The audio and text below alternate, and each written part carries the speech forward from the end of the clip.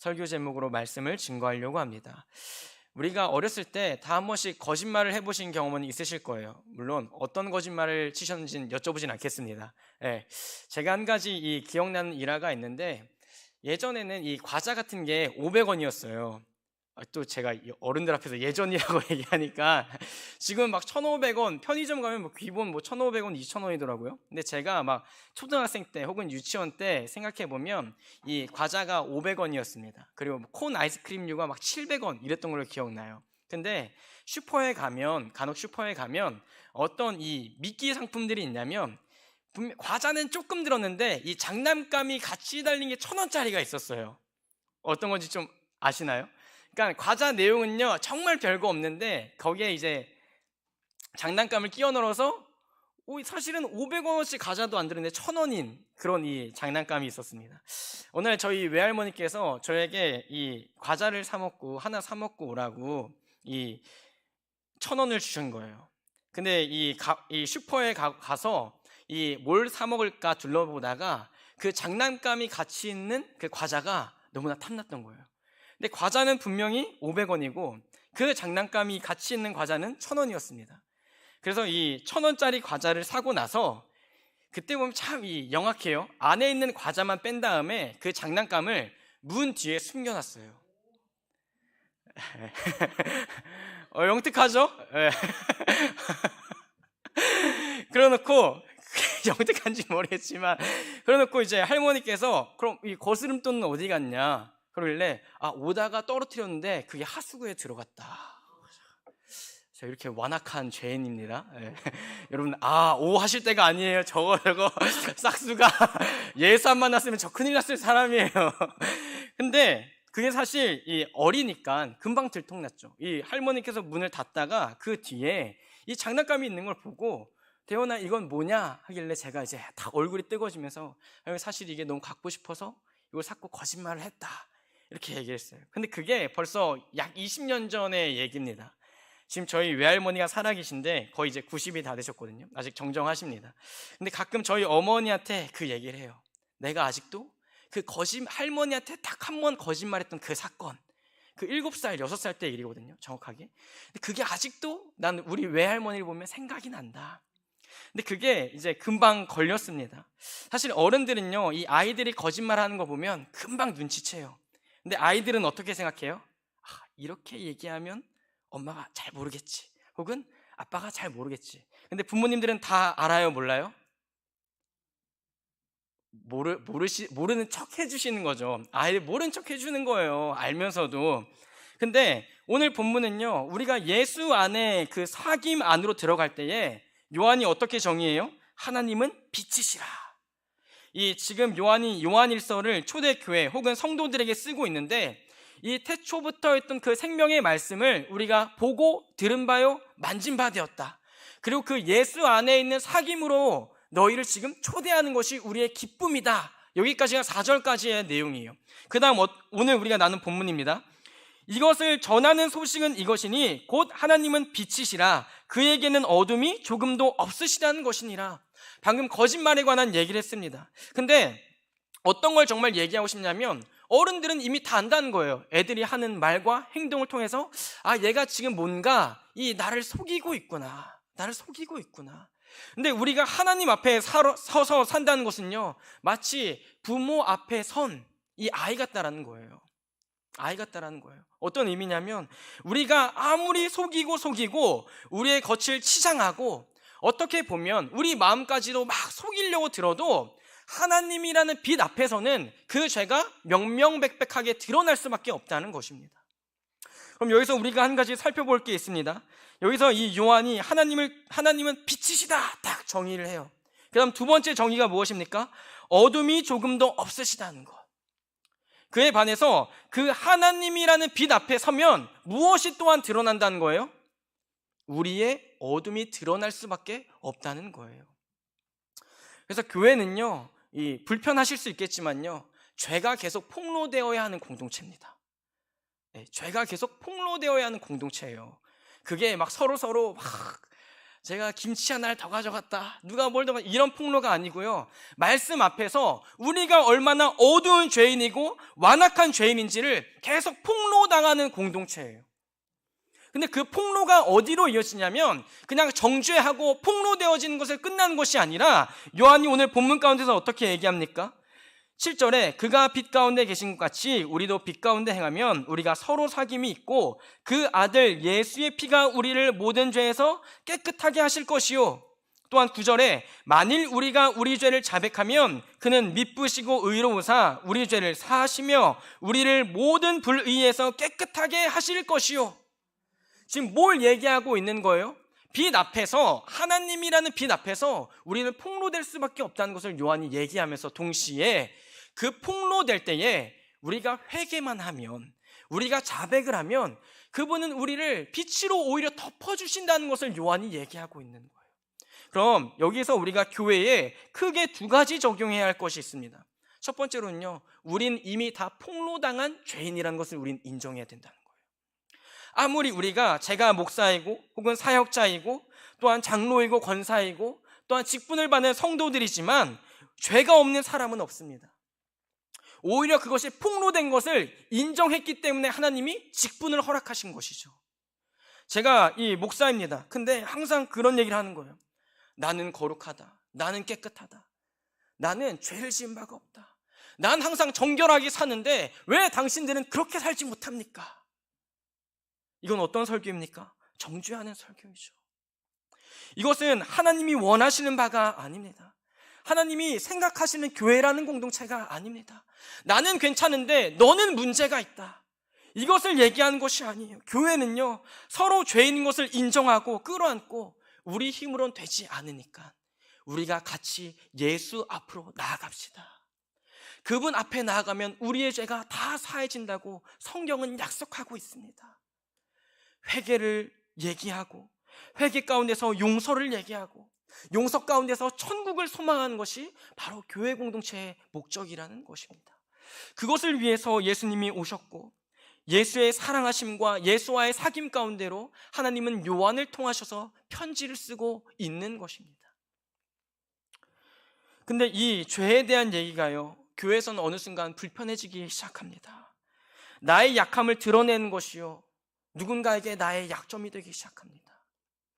우리가 이 살아가는 얘기들을 나누긴 합니다. 하지만 깊은 곳까지는 나누지 못합니다.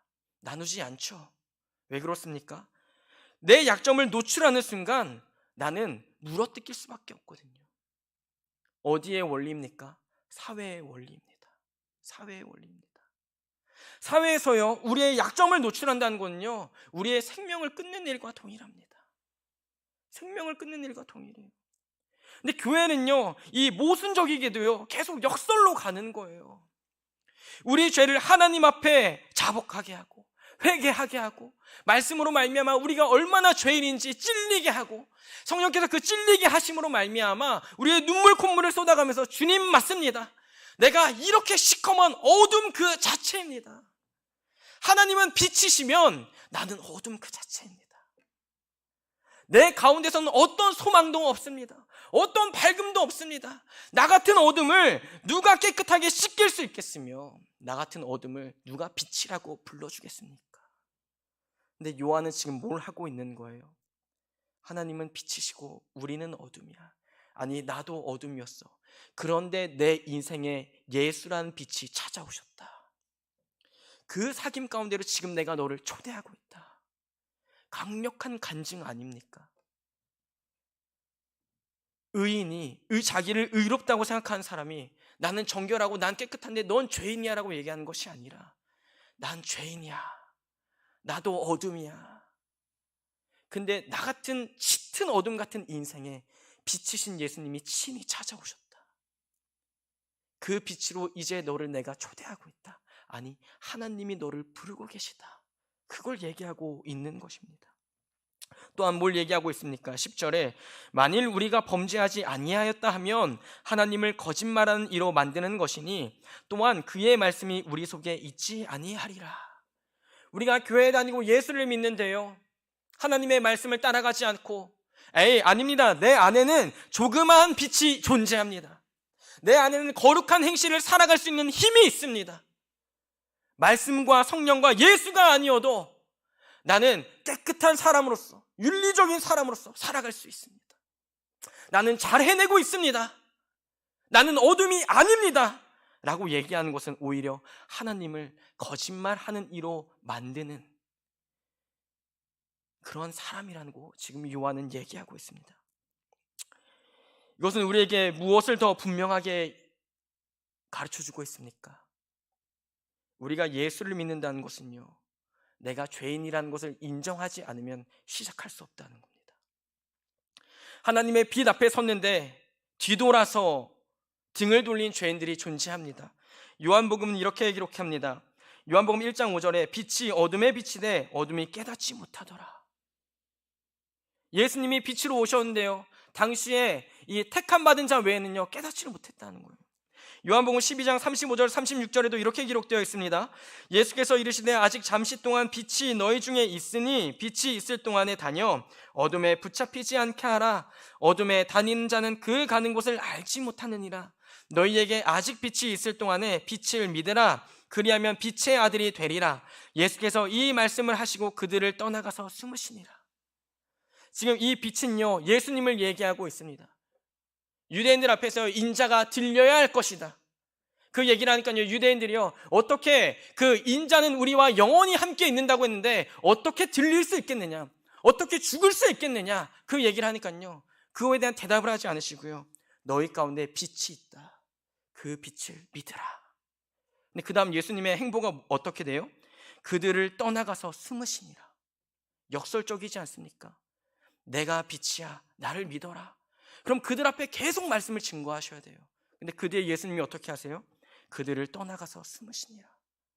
얘기해도 못 알아듣거든요. 빛이 어둠에 비치고 있는데 그들은요 아직도 주장하고 있는 거예요. 인자가 들려야 한다고 했는데, 인자가 우리와 영원히 함께 한다고 했는데 왜 너는 들려야 한다고 얘기를 하니?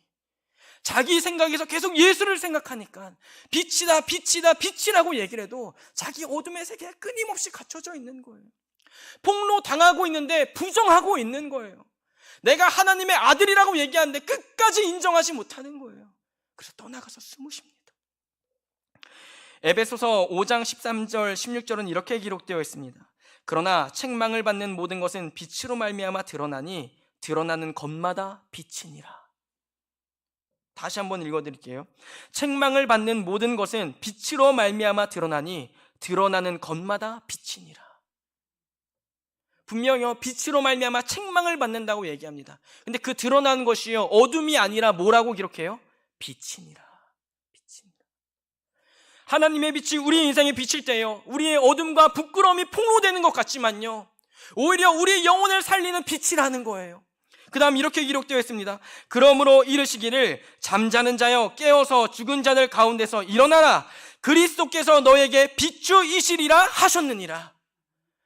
죽은 자에게 빛이 비추니까 하나님이 어떻게 명령하세요? 일어나 깨어라. 일어나 깨라. 깨어라.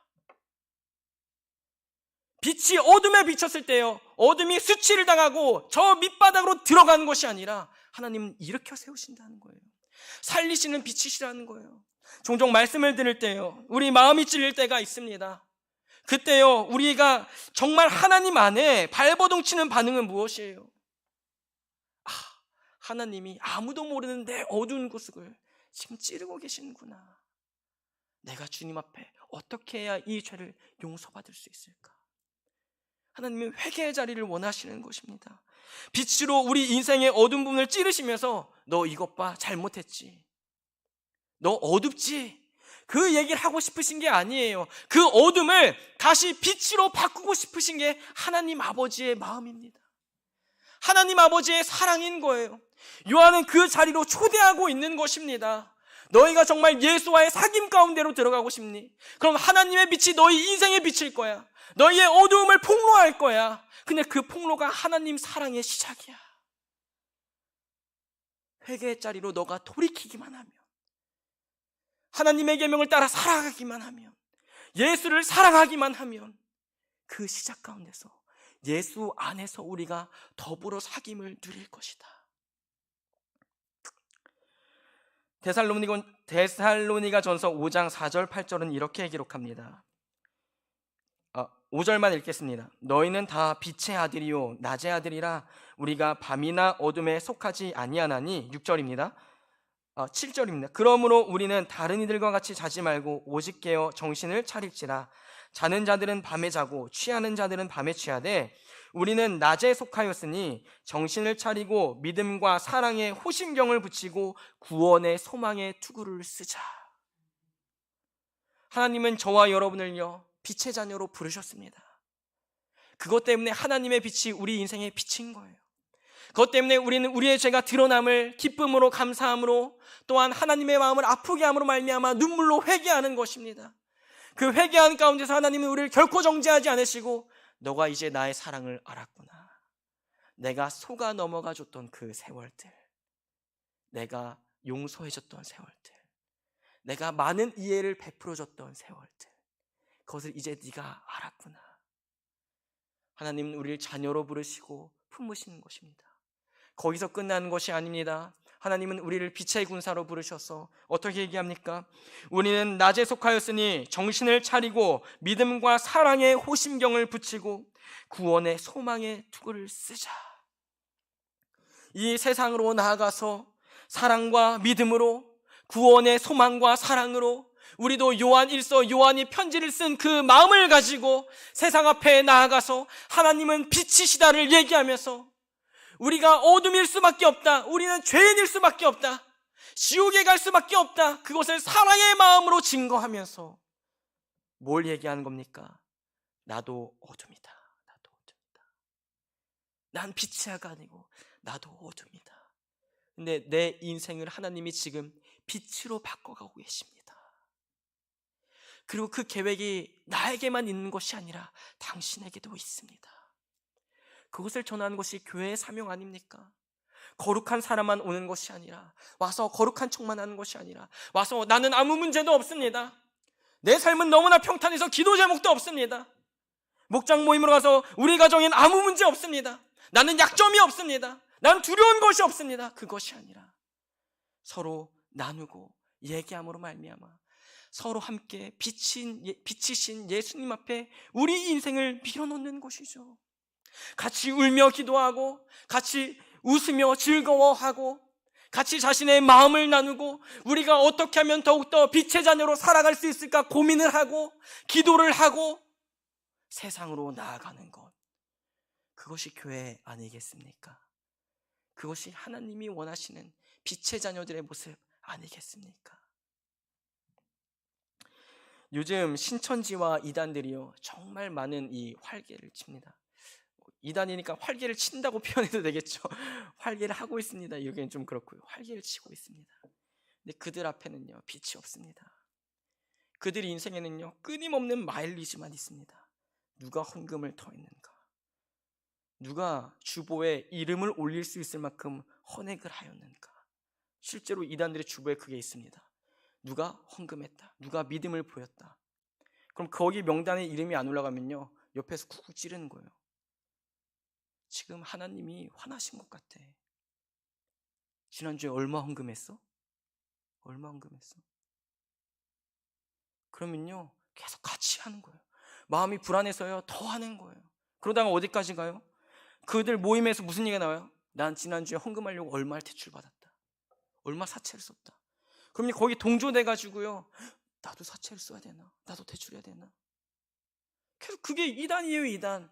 누구를 얼만큼 전도했는가, 어느 교회에 들어와서 몇 명을 빼앗는가. 그게 이 추수꾼 아닙니까? 신천지에서 얘기하는 어느 교회 가서 몇 명을 지금 이 컨택하고 있는가. 한 주에 당신 몇 명 만났습니까? 몇 명 추수했습니까?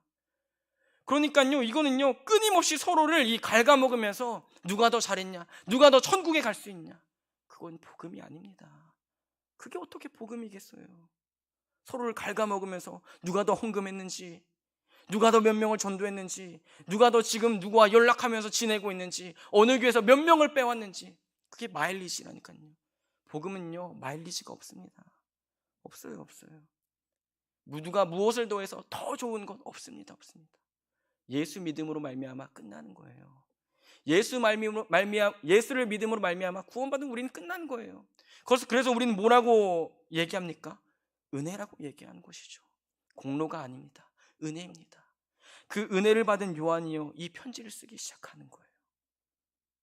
나도 어둠이지만 이 은혜를 누리고 있는 자로서 당신들도 은혜를 누리길 원합니다. 예수 안에 함께 교제하길 원합니다. 내 사랑하는 마음을 받아 담아 당신에게 편지를 씁니다. 말씀을 마무리하려고 합니다. 그게 세 가지로 정리해 드리려고 해요. 첫 번째로는 교회는요, 죄가 폭로되는 곳입니다. 마음이 불편하죠. 하지만 그 폭로함으로 말미암아 우리가 죄인임을 다시 고백할 때에 두 번째로 하나님은 용서해 주신다는 거예요. 그리고 그 용서하심으로 말미암아 하나님은 우리를 그 빛 안으로 같이 이끌고 같이 동행하길 원하시는 분이십니다. 세 번째로요, 우리가 요한의 마음을 하나님이 우리에게 주셔서 주님, 우리도 받은 사랑을 누군가에게 증거할 수 있는 믿음의 담대함을 주시옵소서. 내가 받은 사랑, 내가 만난 예수 그리스도, 내가 만짐받았던 그 예수 그리스도, 어둠인 나를 자신의 사귐 가운데로, 빛 가운데로 불러주신 그 예수님을 증거할 수 있는 평화교회와 평화교회 성도분 되기를